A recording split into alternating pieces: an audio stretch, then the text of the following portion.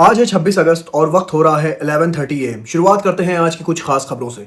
America के secretary of state हैं Marco Rubio. आज उनका बयान आ गया है। उन्होंने एक बात क्लियर कर दिया है वॉशिंगटन में प्रेस कॉन्फ्रेंस के दौरान कि अब हम ईरान के ऊपर कोई डायरेक्ट हमला नहीं करेंगे, कोई मेजर स्ट्राइक नहीं करेंगे। उन्होंने कहा कि अभी अमेरिका फोकस कर रहा है ईरान का जो नेवल ब्लॉकेड है, जो उसने स्टेट ऑफ हॉर्मुज में लगा कर रखा है, उसके ऊपर। मार्को रूबियो ने कहा कि हम अभी ईरान के ऊपर जो इकोनॉमिक प्रेशर है वो और ज़्यादा बढ़ाएंगे और हमने अपनी स्ट्रेटेजी चेंज कर दी है, तो फिलहाल हम ईरान के ऊपर कोई मेजर स्ट्राइक नहीं करने वाले हैं, ऐसा कहना है मार्को रूबियो का। इसी के साथ मैं आपको बता दूं दोस्तों, एक और खबर निकल कर आ रही है वॉशिंगटन से, जिसमें बताया ये जा रहा है कि अभी अमेरिका और ईरान की जो कॉन्फ्लिक्ट हुई थी उसमें ईरान ने जो अमेरिका का नुकसान किया है मिडिल ईस्ट में और मिडिल ईस्ट से बाहर भी, तो वो बिलियंस डॉलर का है। जिसके बाद बताया ये जा रहा है, एनबीसी की रिपोर्ट है कि अब अमेरिका दोबारा से सारी चीज़ों को, सारी सिक्योरिटीज़ को रीअरेंज कर रहा है और दोबारा से रीथिंक कर रहा है कि उससे कमी कहाँ पर हो गई कि ईरान के मिसाइल्स ने उसके मिलिट्री इक्विपमेंट और उसके जो सर्वेलेंस इक्विपमेंट है उसको तबाह कर दिया। तो दोस्तों, अगर दोबारा सेटअप करता है अमेरिका मिडिल ईस्ट में, तो अब की बार बताया ये जा रहा है कि अमेरिका की जो सिक्योरिटी होगी वो पहले से कहीं ज़्यादा मजबूत होगी। अब मैं खबर आपको यूएसए और सऊदी अरब से बता दूं। यूएसए और सऊदी अरब के बीच एक न्यूक्लियर डील होने वाली है और इसका जो एग्रीमेंट है वो बनकर तैयार हो गया है। बताया ये जा रहा है कि डोनाल्ड ट्रंप गवर्नमेंट ने 30 साल का न्यूक्लियर एग्रीमेंट की एक डील बनाई है, जिसमें बताया ये जा रहा है कि सऊदी अरब के अंदर ही न्यूक्लियर इनरिचमेंट होगा और इस एग्रीमेंट को अब कांग्रेस के पास भेज दिया गया है पास होने के लिए। इसमें बताया ये जा रहा है कि सऊदी अरब के अंदर ही यूरेनियम का इनरिचमेंट होगा और उससे क्लीन एनर्जी बनाई जाएगी। लेकिन इसी के साथ मैं आपको बता दूं, इजराइल इस फेवर में नहीं है। इजराइल के बहुत से मिनिस्टर्स का ये कहना है कि अगर न्यूक्लियर इनरिचमेंट सऊदी अरब के अंदर होता है तो हो सकता है कि सऊदी अरब भी न्यूक्लियर बम बना ले। इसी के साथ मैं आपको बता दूं, यही न्यूक्लियर इनरिचमेंट को लेकर अमेरिका और ईरान की जंग चल रही है। अमेरिका नहीं चाहता है कि ईरान के अंदर न्यूक्लियर इनरिचमेंट हो और दूसरी तरफ अब सऊदी अरब के साथ अमेरिका कोलैबोरेशन करके सऊदी अरब के अंदर ही न्यूक्लियर इनरिचमेंट कराने जा रहा है। देखिए दोस्तों, इसमें क्या होता है। फिलहाल ये एग्रीमेंट अमेरिकन कांग्रेस के पास है और अगर ये पास हो जाता है तो सऊदी अरब के अंदर ही क्लीन एनर्जी बनना शुरू हो जाएगी। लेकिन इसी के साथ मैं आपको बता दूं, डोनाल्ड ट्रंप ने एक शर्त भी रख दी है। डोनाल्ड ट्रंप ने कहा है कि इस न्यूक्लियर एग्रीमेंट के फाइनल होने से पहले सऊदी अरब को इजराइल के साथ अपना नॉर्मलाइजेशन करना होगा। मतलब कि पहले के जो भी कॉन्फ्लिक्ट हैं इजराइल के साथ सऊदी अरब के, वो सारे ख़त्म करना होगा और बाकायदा एक एग्रीमेंट पर साइन करना होगा सऊदी अरब को कि हमारा जो इजराइल के साथ है वो नॉर्मलाइजेशन हो चुका है। और दोस्तों, ये आजकल देखा भी जा रहा है कि सऊदी अरब हो सकता है कि इजराइल के साथ अपना नॉर्मलाइजेशन कर ले।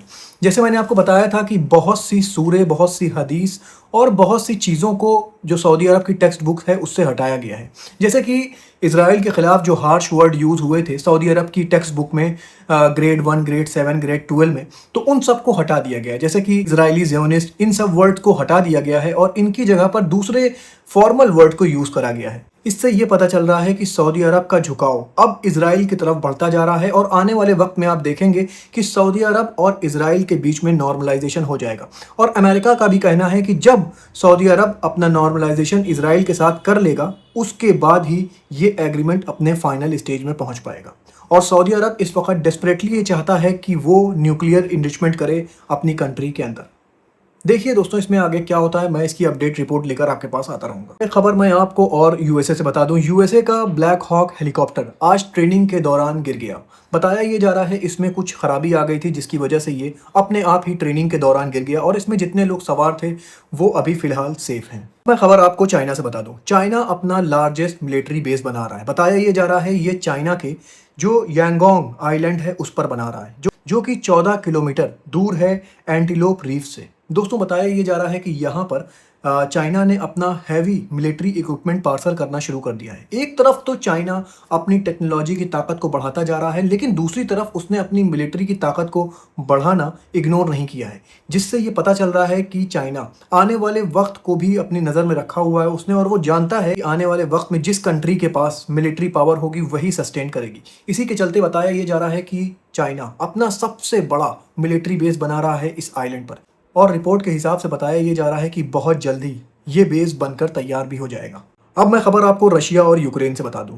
यूक्रेन के जो फॉर्मर डिफेंस मिनिस्टर थे उनका कहना है कि यूक्रेन ये जंग हार रहा है। रशिया के साथ जो उसकी जंग हो रही है वो स्लोली ग्रेजुअली हार रहा है और उनका कहना है कि जो रशिया के करंट डिफेंस मिनिस्टर हैं और रशिया की जो अभी मिनिस्ट्री चल रही है वो करप्ट है। करप्शन की वजह से यूक्रेन हार रहा है। यूक्रेन के पास टेक्नोलॉजी है, यूक्रेन के पास सारी चीज़ें हैं, लेकिन उसको सही तरीके से इम्प्लीमेंट नहीं कर पा रहा है यूक्रेन, जिसकी वजह से आप देखेंगे आने वाले टाइम में अगर यूक्रेन ने अपने अंदर सुधार नहीं किया तो यूक्रेन स्लोली और ग्रेजुअली रशिया के साथ ये वॉर हार जाएगा।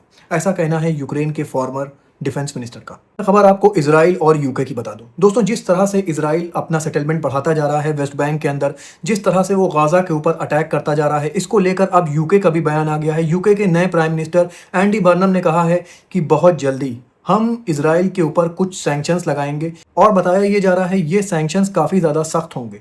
जो यूके की तरफ से वेपन्स जाते थे इजराइल को, उस पर ऑलरेडी सैंक्शन लग चुका है और बहुत जल्दी बताया ये जा रहा है कुछ एक्स्ट्रा सैंक्शंस भी लगाने वाले हैं एंडी बर्नम इजराइल के ऊपर।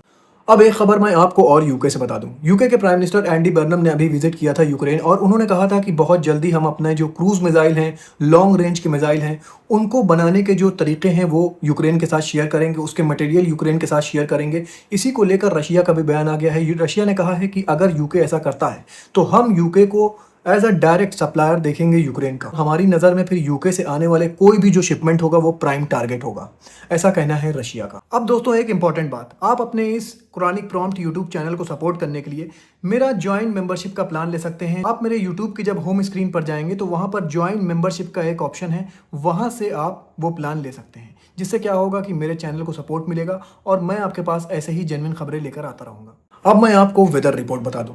दोस्तों, जैसे मैंने आपको बताया था कि इंडोनेशिया के जंगलों में भी वाइल्ड फायर लग चुकी है, तो ये वाइल्ड फायर लगातार बढ़ती जा रही है, कम होने के बजाय। दूसरी तरफ यूरोप का भी यही हाल है। यूरोप के कई हिस्सों में वाइल्ड फायर लगी है। दुनिया के अलग अलग हिस्सों में वाइल्ड फायर अभी भी लगी हुई है और इसको बुझाने का काम चल रहा है, लेकिन अभी तक अथॉरिटीज़ इन वाइल्ड फायर को कंट्रोल नहीं कर पाई हैं। दोस्तों, ऐसे ही खबरें लेकर मैं आपके पास आता रहूँगा। अपना बहुत ख्याल रखिए और मुझे भी अपनी दुआओं में याद रखिए।